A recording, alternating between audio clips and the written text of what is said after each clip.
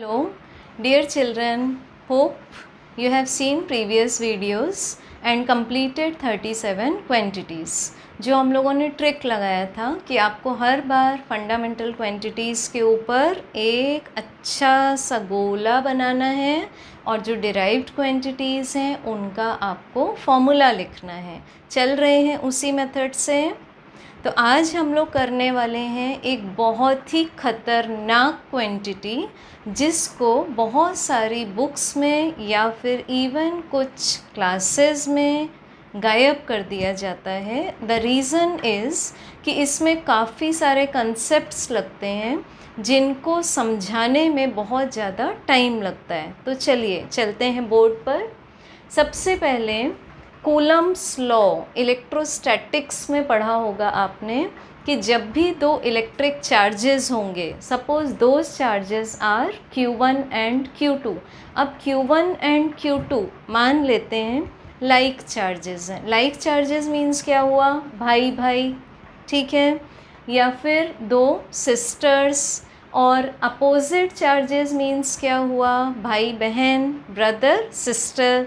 तो अगर opposite charges हुए तो वो एक दूसरे को क्या करेंगे? अपनी तरफ खींचेंगे। और अगर वो लाइक चार्जेस हुए मीन्स प्लस प्लस और minus minus, so what they will do? They will ripple each other, मतलब एक दूसरे को अपने दूर से धक्का देंगे।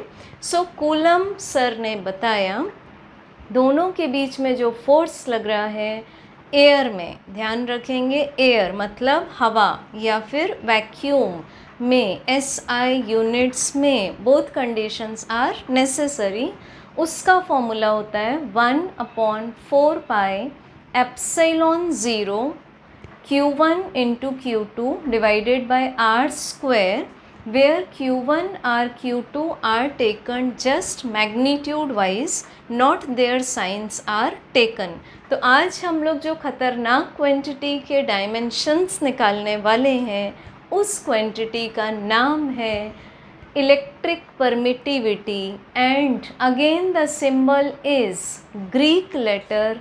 मैंने यहाँ बोर्ड पर लिखा है प्यारे बच्चों के लिए, इसको हम बोलते हैं एप्सिलॉन 0। ज़ीरो यहाँ सबस्क्रिप्ट में लगेगा, ठीक है। चलिए अब एक पॉइंट नोट करेंगे आप। जब भी आप एक प्योर नंबर लेते हैं, सपोज़ आपने एक नंबर लिया 3, एक नंबर लिया 2, एक नंबर लिया पाई या फिर 4 पाई, तो that is a pure number which is always dimension less. You can note down this in your notebook, खच खच खच खच, कि जो भी प्योर नंबर है वो हमेशा डायमेंशन लेस होगा। अगर आप इसको यहाँ अप्लाई करते हैं तो यू कैन इग्नोर 4 पाई, और ये जो फॉर्मूला है ट्रांसपोज करने के बाद ये क्या बचेगा?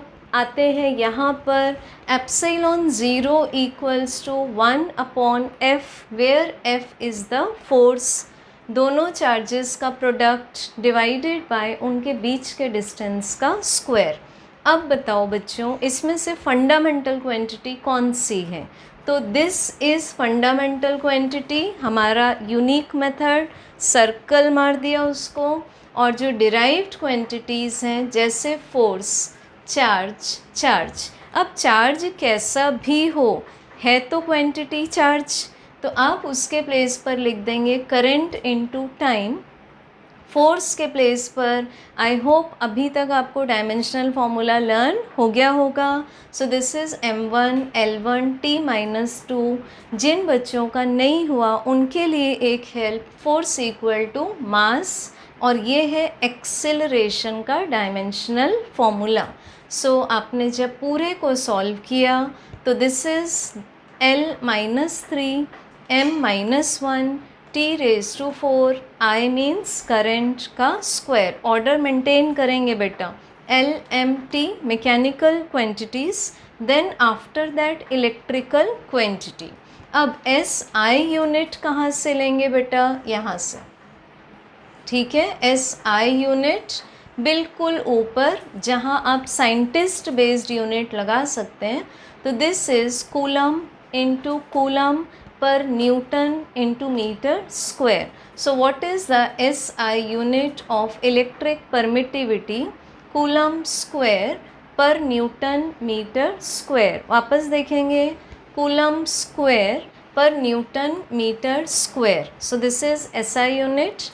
I have written full form here, जिसमें C is small letter, symbol लिखेंगे तो कैपिटल। छोटी छोटी बातें आपको स्ट्रॉन्ग बनाएंगी। नेक्स्ट, MKS यूनिट क्या आएगी? पॉजिटिव पावर्स को न्यूमरेटर में, निगेटिव पावर्स को डिनोमिनेटर में। So what is this? Ampere square second raise to 4 पर kg per meter cube. So this is the answer or the conversion. एक बात आप और कर सकते हैं जो कि नीट और जेई और हायर लेवल में आ सकती है। आप यहाँ न्यूटन मीटर ये नोट कर लिया हो तो मैं थोड़ा सा चेंज कर रही हूँ, इसको आप लिख सकते हैं into metre. And as we know work done is equal to force into displacement, तो over here you can also put joule. तो नेक्स्ट फॉर्मूला क्या हो सकता है? In the form of SI unit 1 coulomb square पर joule metre. ये भी एक इंटेलेक्चुअल आंसर पॉसिबल है। 39th क्वांटिटी और ज़्यादा खतरनाक है, पर क्या करें बेटा, दो ऑप्शंस हो सकते हैं। या तो हम युद्ध का मैदान छोड़कर जा सकते हैं, और अगर हमें वॉर को कंटिन्यू करना है तो फिर जैसे भी हो लड़ते रहना है। So this is magnetic permeability, जिसका सिंबल है म्यू नॉट। मैंने आपके लिए यहाँ स्मॉल लेटर्स में लिखा हुआ है। This is again Greek symbol mu naught. इसके लिए हमें डायरेक्ट डेरिवेशन करते नहीं आएगा, हम एक हेल्प और ये दूसरी हेल्प ले रहे हैं। Suppose this is a conductor of length L which is current carrying, मतलब उसमें से करंट पास हो रहा है, और आपने मैग्नेटिक फील्ड जो कि यूनिफॉर्म मैग्नेटिक फील्ड है, यूनिफॉर्म मैग्नेटिक फील्ड आप 10th क्लास में पढ़ चुके हैं कि it is shown by equispaced and parallel lines. हर जगह इंटेंसिटी सेम होगी। तो B को रिप्रेजेंट किया यूनिफॉर्म मैग्नेटिक फील्ड से, I को करंट एंड L को लेंथ से। सो इस कंडक्टर पर एक फोर्स लगने लगेगा, मतलब मैग्नेटिक फील्ड जो है और उसके जो इलेक्ट्रॉन्स हैं उसमें आपस में इंटरएक्शन होगा और एक फोर्स लगना स्टार्ट हो जाएगा, जिसका मैग्नीट्यूड आएगा product of field, current and length. तो आपके पास मैग्नेटिक फील्ड का आंसर आएगा F/IL। सबसे पहले इसको नोट करेंगे, means force per unit current into length. ये हो गई एक हेल्प, जिससे आपने फाइंड कर लिया the answer for magnetic field. साथ साथ में नोट करेंगे तो बहुत बेहतरीन रिस्पॉन्स रहेगा। नेक्स्ट लिया आपने, सेकेंड हेल्प लिया एक सोलेनॉइड। जैसे रिहोस्टेट देखा होगा तुम लोगों ने, रिहोस्टेट में टर्न्स रहते हैं, इंसुलेटेड टर्न्स इस तरह से वाउंड होंगे और ओपन एंड्स के बीच में आपने एक सेल लगा दिया। सेल में से करंट फ्लो होगा और सोलेनॉइड में से पास होगा टर्न्स में से। सपोज सोलेनॉइड का लेंथ है आपके पास L, capital L, and total number of turns are N, capital N। ये ध्यान रखेंगे, दोनों मैंने कैपिटल सिम्बॉल्स लिए। तो आपके पास स्मॉल n मीन्स क्या आएगा? Number of turns per unit length, मतलब 1 मीटर या 1 सेंटीमीटर में कितने टर्न्स हो रहे हैं उसको आप रिप्रेजेंट करेंगे स्मॉल n। तो फिर से कंफ्यूज नहीं होंगे कि मिस n तो नंबर ऑफ टर्न्स ही होता है, यहाँ दाल में काला है, एक छोटा n है एक बड़ा n है। बड़ा n मतलब टोटल नंबर ऑफ टर्न्स, छोटा n मतलब number of turns per unit length. तो छोटे n का डायमेंशनल फॉर्मूला भी L मीन्स लेंथ की power -1। Keep in note. Okay. So अब लिया हम लोगों ने सोलेनॉइड के सेंटर पर एक्सिस पर जो फील्ड प्रोड्यूस होगा उसका आंसर होगा म्यू नॉट। म्यू नॉट मतलब ये वाली खतरनाक quantity into small N into I. तो keep in mind this formula for the magnetic field inside the solenoid. बेटा है तो हल्का सा टफ, बहुत ज़्यादा टफ तो नहीं बोलूँगी मैं, क्योंकि सभी चीज़ों में आपको अपना अजम्पशन बनाना पड़ेगा। अगर 2-3 बार बैठकर अच्छे से प्रैक्टिस कर ली तो फिर से ये चीज़ भी आपके लिए कैसी हो जाएगी, सुपर आसान। नेक्स्ट देखते हैं हम। अब हम तैयार हैं। By these two helps you are ready to find the dimensional formula for magnetic permeability. Again this zero subscript is used for magnetic permeability of air और free space और vacuum, क्योंकि मैग्नेटिज्म में तीनों चीज़ों को सेम माना जाता है। सो आंसर आया यहाँ से B divided by small n into capital I। दाल में काला है, स्मॉल n का मतलब कैपिटल N अपॉन L है, याद रखेंगे। और बी का आंसर आपके पास ये आया। तो बी के आंसर में हेल्प 1 से आपने F अपॉन आई एल लिया। So this is F upon I L और फिर स्मॉल n के प्लेस में कैपिटल N अपॉन L लिया इनटू आई। तो आर द थिंग्स क्लियर? आगे बढ़ें। नेक्स्ट इज़ यहाँ आपने फिर फंडामेंटल क्वांटिटीज़ को सर्कल मारना है।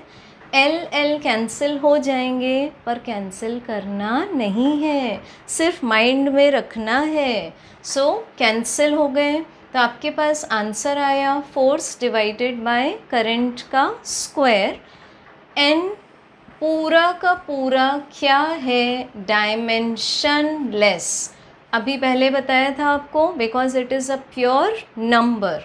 सो बचता है आपके पास force upon current square.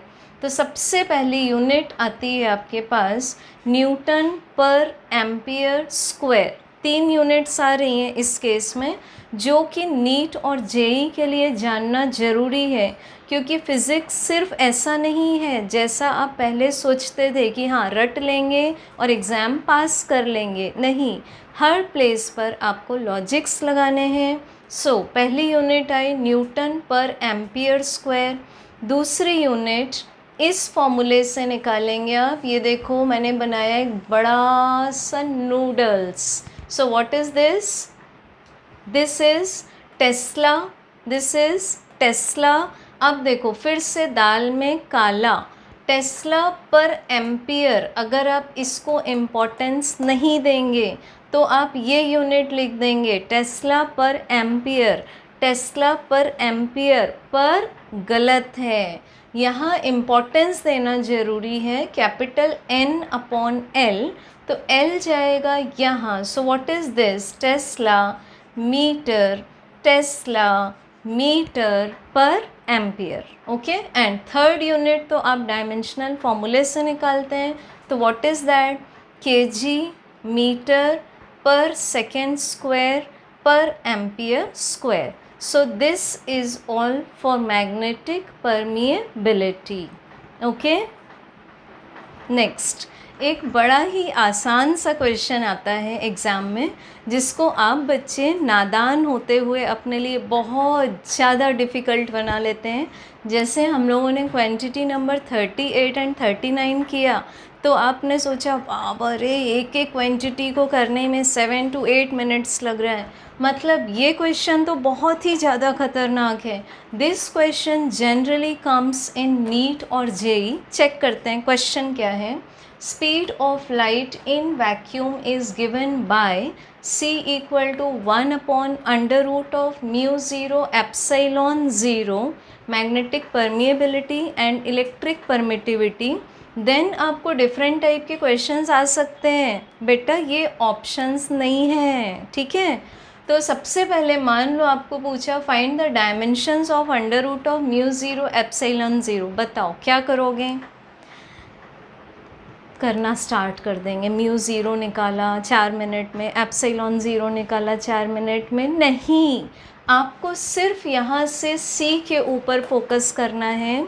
Because in my previous video how to solve physics numericals में आपको बहुत क्लियरली बताया हुआ है, for competitive exams you should have short tricks और एक्सट्रीमली टाइम सेविंग टेक्निक्स। तो यहाँ से देखेंगे, ये आपके पास में स्पीड ऑफ लाइट है, तो डेफिनेटली बीच में अगर आपने इक्वल टू पुट कर दिया तो क्या कंडीशन बाउंड हो गई कि RHS भी सेम है। तो इसका मतलब हुआ 1/√ऑफ म्यू ज़ीरो एप्सिलॉन ज़ीरो का जो आंसर है dimensional wise, this should be as speed L1t-1, ये आ गया। अब आपको निकालने को बोला है root mu zero epsilon zero, shift कर दो, तो what is the dimensional formula for this?